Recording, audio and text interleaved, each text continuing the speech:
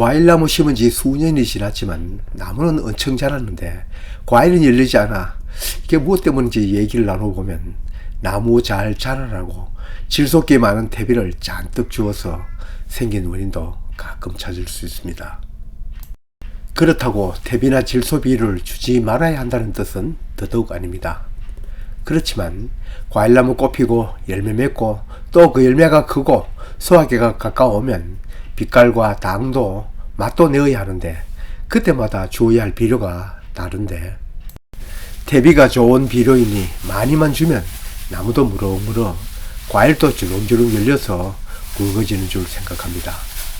우리가 하는 말 중에 가만히 있으면 본전이 난다는 말이 있습니다. 과수 시비에도 그 말 통합니다.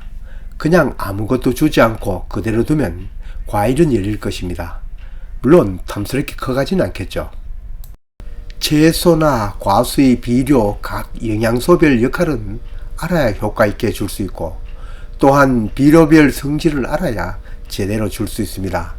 만일 비료의 각 영양소의 역할과 사용하는 비료의 성질을 알고 이를 작물의 성장에 적용할 줄 안다면 사실 과수 시비에 대해 따로이 배울 것은 없을 것입니다. 제 채널 4번 재생 목록 비료 관련 영상에서도 과수 연중 시비법이 자세하게 안내되고 있습니다만 그 전에 각 비료 영양소가 과수 자람과 열매 맺는데 어떻게 작용되는지 이치는 알아야 합니다. 뿐만 아니라 밑비료 주는 시기와 과수 연령별 시비량까지 상세히 안내하고 또 옷비료, 가을비료 주기 등 과수에 필요한 비료 주기에 대해서는 상세히 안내하고 있지만 그걸 그대로 따르는 것은 의미가 없습니다. 또 같은 4번 재생 목록에 NPK 등 여러 비료에 대한 자세한 영상을 10편 올렸으나 그걸 과수 재배와 연결시키는 것은 쉽지 않을 것입니다. 그래서 이 영상에서는 비료 영양소별로 과수의 재배와 연결시켜 안내드리고자 합니다. 그저 나무가 자라는 데는 질소가 무엇보다 필요하고 또 효과적입니다. 퇴비에는 다른 성분도 많이 들어있지만 아마 질소분이 가장 많이 들어있습니다. 물론 퇴비마다 차이는 있겠습니다. 질소는 나무의 자람뿐만 아니라 과일이 비대하는 데도 역할을 합니다. 그런 이때는 질소 성분이 많이 필요합니다. 따라서 나무를 키워야 할 때나 과일이 커갈 때는 질소가 부족하지 않도록 해야 합니다. 그러나 꽃눈이 형성되거나 그 꽃눈이 커지거나 또 꽃피고 열매 달릴 때는 질소가 방해를 합니다. 이때 질소 비료를 주어 과일이 열리지 않는 경우가 많습니다. 질소는 영양 생장에 필요한 비료로 뭐든지 자꾸 커가는 역할을 합니다. 또 과일이 커지는 비대기를 지나면 이때는 커지는 것보다 당도나 때깔, 색, 향, 맛을 향상시켜야 하는데 계속 질소 성분이 든 비료를 주면 한마디로 맛이 없는 과일이 됩니다. 질소는 엽록소의 한 요소로 그리고 단백질 등 여러가지 영양소를 만드는 재료이고 무엇보다 세포를 크게 하니 줄기도 열매도 커집니다. 세포가 자꾸 커지면 그만큼 단단하지는 않으니 병에 걸리기가 더 쉽고 해충이 덤벼드는 확률이 더 높아집니다. 이를 보완해주는 것이 바로 칼슘입니다. 칼슘, 즉 석회는 산성땅을 개량해 주기도 하지만 세포벽을 단단히 해주기 때문에 나무나 과일을 단단하게 해줍니다. 앞서 얘기한 꽃눈이 맺히고 또 자라고 열매 맺고 또 나중 열매 성숙기에 맛과 때깔을 좋게 하는 데 관여한 비료는 바로 인산입니다. 흔히 인산을 열매 비료, 때깔 비료로 합니다. 내년에 열릴 꽃눈은 올해 신초에 맺히는데 비료로는 인산 비료가 도움이 됩니다. 그러나 우리들이 주로 쓰는 용성인비나 용가닌 등 인산 비료는 물에 녹는 성분이 적습니다. 금방 준다고 효과를 발휘하는 것은 아닙니다. 토양에도 미리 살포해야겠지만 때로는 연면 시비도 필요합니다. 이 연면 시비도 12여일이 지나야 효과를 보니 시비를 할 때는 유념해야 합니다. 인산 자체가 느리지만 그래도 급할 때는 수용성 인산을 관조하거나 연면 살포해야 합니다. 가리의 역할은 양분 후 운반입니다.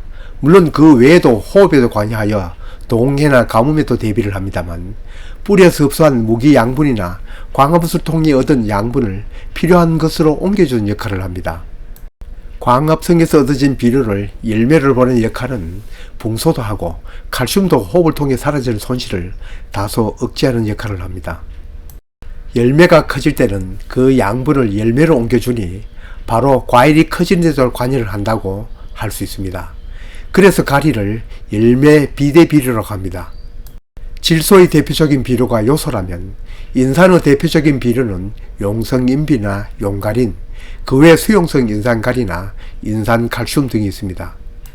가리의 대표적인 비료는 연마가리와 항산가리가 있습니다.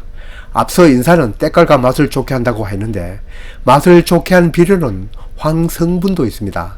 그렇다고 유황을 살포하면 땅이 심하게 산성화되니 연마가리보다 황이든 황성가리를 쓰면 단맛이 강해집니다. 어느 작물이나 여러 영양소 중 NPK가 가장 중요하고 많이 필요로 하지만 칼슘, 마그네슘, 황, 그 외의 붕소와 같은 여러 미량 요소도 꼭 필요합니다. 이 영상에서는 그들이 하는 일을 모두 열거할 수는 없습니다. 비록 소량이 필요하더라도 결핍됨은 문제를 일으킵니다. 우리들이 비타민 어느 한 가지라도 부족하면 건강에 이상을 일으킨 것과 똑같습니다. 지금까지 과일 재배에서 그때그때마다 주로 필요한 영양소, 즉 역할을 이야기했는데 역할뿐만 아니라 성질을 알아야 제대로 효과 있게 사용할 수 있습니다. 질소와 가리는 비교적 이동도 빠르고 또 땅에서 용탈도 빨리 됩니다. 즉 뿌리가 흡수하거나 빗물 같은 것에 쉽게 씻겨 내려간다는 뜻이죠. 그러니 다른 작물처럼 우피를 주어야 합니다. 그러나 인산은 흡수도 느리고 용탈도 느립니다. 물론 장마기에는 땅에서 용탈이 많이 이루어지겠죠. 그때는 인산, 즉 수용성 인산도 함께 우피를 보충해 줘야겠죠. 지금까지 주로 비료의 3요소를 중심으로 과수의 나무 자랑과 열매 달림에 연계시켜 얘기를 나누었습니다. 아시다시피 이들 3요소의 기능은 대표적인 것만 말씀드렸고 여기에 설명한 것이 모두 다라고 할 수는 없습니다. 한 가지만 더 얘기 드린다면 많은 분들이 퇴비는 화학비료보다 더 좋은 영양분을 갖고 있다고 생각하는데 결론부터 말씀드리면 퇴비 속의 양분이나 화학비료 속의 양분이나 차이가 없습니다. 모두 똑같이 무기양분으로 이온화 분해되어 뿌리에서 흡수되어집니다. 퇴비 속의 질소나 요소 비료 속의 질소나 모두 아모니아태 질소나 질산태 질소로 흡수되어집니다. 인산도 가리도 또 다른 성분도 마찬가지입니다. 다만 퇴비의 좋은 점은 따로 있습니다. 토양의 공급을 만들고 수분을 유지시켜주고 무엇보다 비료를 분해시키는 미생물의 먹이가 되어준다는 점입니다. 다음은 연중 비료를 주는 시기입니다. 비료의 시작은 밑비료라고 할 수 있습니다. 한 해살이 채소는 정식을 하기 전 반 만들게 주는 비료를 밑비료라고 합니다. 여러 해를 사는 과수는 낙엽이 떨어지고 겨울로 접어들 때 밑비료를 줍니다. 물론 그때 못 주고 이른 봄에 주는 과원도 있습니다. 이때는 채소 작물의 밑비료처럼 퇴비나 화학비료, 유박 등 여러 가지를 또 여러 영양소가 들어가게 줍니다. 그러나 이때 준 비료가 봄이 되어 꽃을 피우거나 새싹이 나오는데 사용되지 못합니다. 그러면 그때 뿌린 밑비료가 긴 겨울을 다 지날 동안 뿌리를 뭘 하였나고 반문할 리도 있을 것입니다. 질소나 가리가 아무리 빨리 흡수되어진다고 뿌린다고 흡수되어지지는 않습니다. 겨울 동안은 미생물 활동도 적고 비료도 이온화되어지지도 않습니다. 서로 그렇게 되어진다고 해도 지온이 10도 아래이면 뿌리는 제대로 양분을 흡수하지 못합니다. 이 자두나무의 꽃이 필 때도 아마 지온이 10도 근처에도 못 올 것입니다. 그러면 도대체 이 꽃을 피운 양분은 어디에서 온 것일까요? 그건 밑비료 주기 전 가을 비료 주고 뿌리에 저축한 양분입니다. 좀 더 구체적으로 얘기하면 과일 따고 가을이 되어 잎이 있을 때 질소 중심의 토양시비나 연면시비로 마지막 잎에서 광합성을 해 얻은 양분을 가지나 뿌리에 저축한 그 양분입니다. 뿌리는 나무를 지탱하고 토양 속의 양분을 흡수하는 일도 하지만 양분을 저장하는 저장 창고이기도 합니다. 이때 주는 비료가 바로 질소이니 그 시기를 당겨서 주면 자칫 신초가 발생되니 아무리 빨라도 신초 발생 시기를 지난 9월 중순이 넘어야 합니다. 밑비료는 이 저축성 양분을 소모한 그 이후에 흡수되고 쓰입니다. 또 앞에서 말씀드린 것처럼 질소와 가리는 토양에서 빨리 사라지니 5, 6월에 우비료를 주어야 합니다. 5, 6월에 주는 우비료 중 질소비료는 지나치게 주면 땅 속에 남아 꽃눈 형성에 방해가 되니 이 점도 유념해야 합니다. 사과는 꽃눈이 귀한 가수입니다. 이때 질소 관리를 잘 해야 다음해 열매가 열립니다. 지금까지 설명한 것은 시비의 큰 흐름이고 사이사이 부족한 영양분이 있다면 토양살포나 연면시비로 해결해야 합니다. 또 꽃눈 형성, 과일 비대, 과일 성숙에도 도움되는 비료를 더 주기도 합니다.